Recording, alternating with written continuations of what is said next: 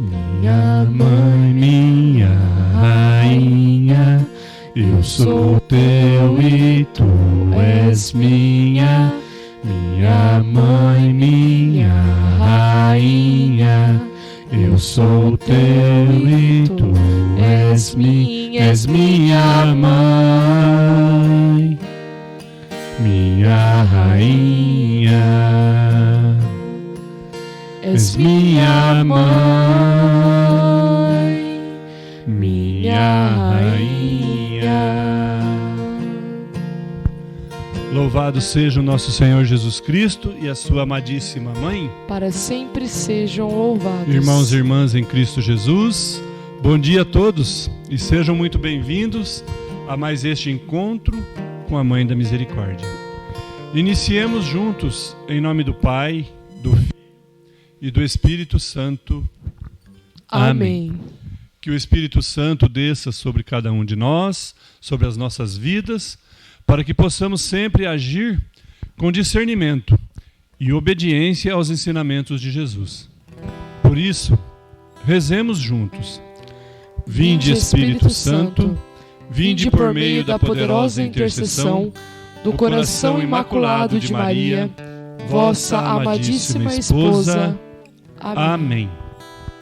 Após Jesus chorar pela situação que ele encontrou a cidade de Jerusalém, hoje o Evangelho vai nos dizer que o sentimento de dor ao ver a desobediência e a falta de fé nas coisas de Deus, Jesus agora age de maneira dura e enérgica com os mercadores que faziam da casa de Deus um antro de ladrões. Isto está narrado no Evangelho de Lucas, capítulo 19, versículos 45 a 48. Vamos ouvir. Evangelho de Jesus Cristo segundo Lucas. Depois, Jesus entrou no templo e começou a expulsar os que ali estavam vendendo e disse: Está escrito, minha casa será casa de oração.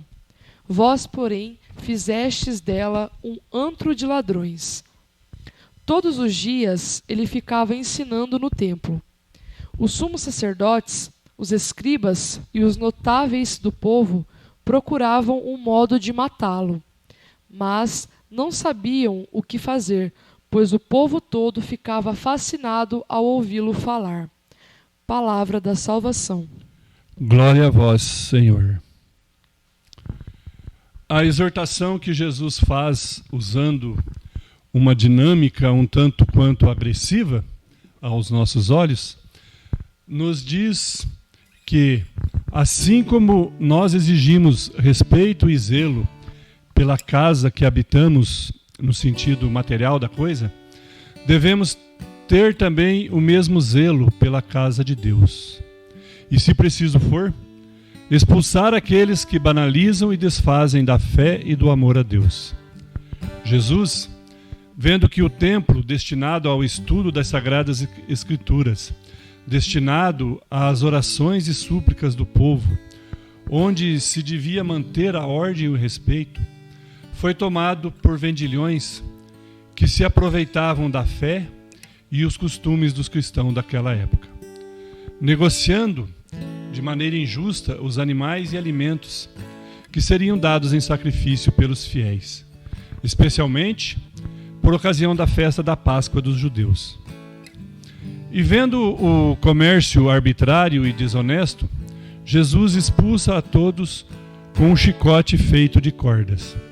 Com essa atitude, Jesus nos mostra a coragem que o cristão deve ter ao defender a sua igreja, ao defender a sua religião e a sua fé.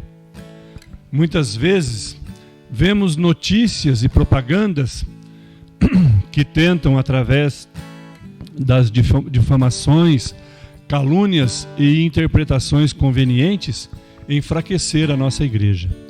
Tentam bagunçar os corações dos fiéis, tentando colocar dúvidas, atitudes ilegais como o certo a ser feito, erros que deixam de ser pecados e tantas outras coisas.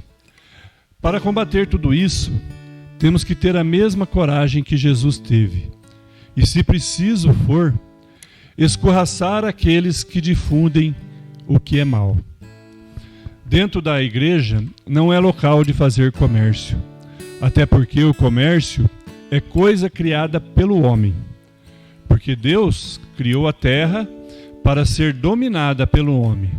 E, no entanto, pela ganância em possuir cada vez mais bens, o homem busca, pelo poder material, dominar o próprio semelhante, o próprio homem, esquecendo que diante de Deus somos todos iguais, temos os mesmos direitos e seremos julgados pelas mesmas leis. Quantos escândalos a mídia noticia sobre a igreja, quando se descobre algo indevido acontecendo, mas não divulga, na mesma proporção, o que de bom a igreja realiza no meio da humanidade. Escândalos de corrupções, pedofilias, homossexualidades e outros mais dentro da igreja é um prato cheio para aqueles que não se importam e não veem valor real em ter uma religião, em ter fé em Deus, em acreditar que somos de Deus e que para Ele devemos voltar um dia. Como já vimos antes, a presença de Jesus no meio dos homens incomoda e mexe na posição daqueles que se dizem privilegiados, ou que pelo poder e riqueza material que possuem, se portam como se tivessem mais valor e mais direitos sobre os mais humildes. Foi necessário que Jesus se fizesse homem e habitasse no meio de nós, vivendo, sentindo, sofrendo e morrendo como um homem, para que os olhos de muitos se abrissem à verdade que ele veio nos mostrar. Deixo aqui agora uma pequena reflexão para nós. Será que esta cena ainda se repete em nossos dias? Jesus compara o templo de Jerusalém ao seu corpo, quando ele fala que em 3 dias reconstruiria o templo de suas ruínas. Claramente entendemos que ali ele já anunciava a sua ressurreição. Como pessoa da Santíssima Trindade, ele era o templo que abrigava o Pai, o Filho e o Espírito Santo. E nós, por sermos criados à imagem e semelhança de Deus, recebemos a vida através do sopro do Espírito Santo. E assim nos tornamos templo dele. E daí?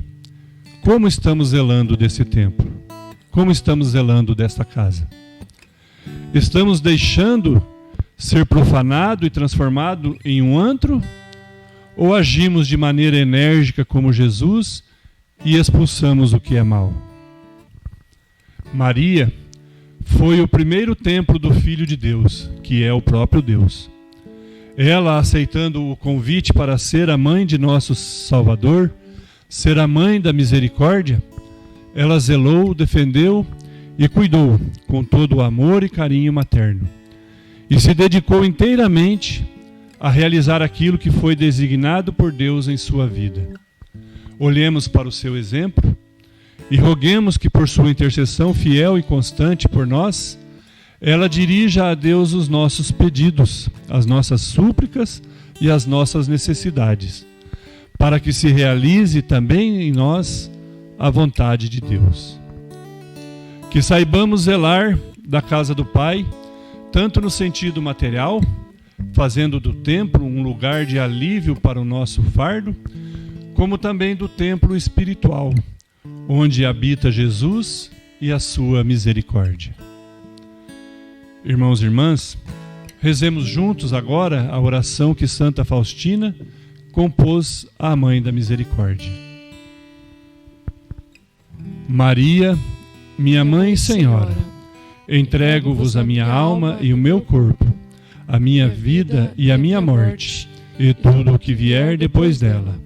Deposito tudo em vossas mãos, ó minha Mãe.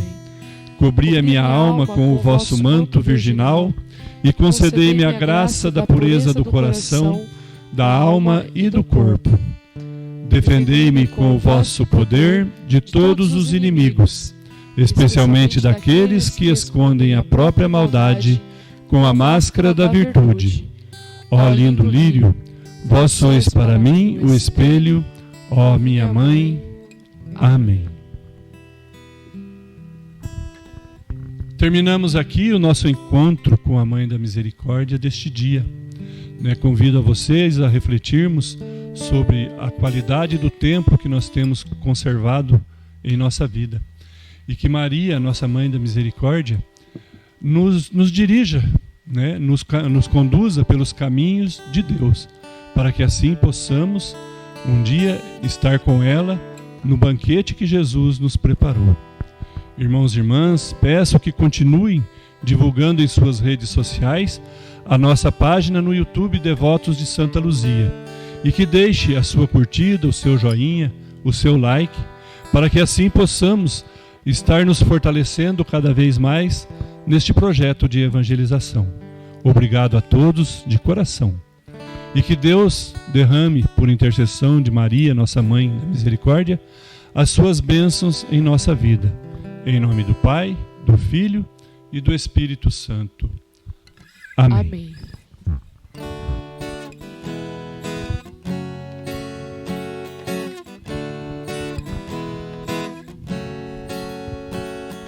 Mãe da Misericórdia, Mãe da Misericórdia, Mãe da Misericórdia, alcança de teu Filho as bênçãos para todos nós. Mãe da Misericórdia, Mãe da Misericórdia, Mãe da Misericórdia, Mãe da Misericórdia.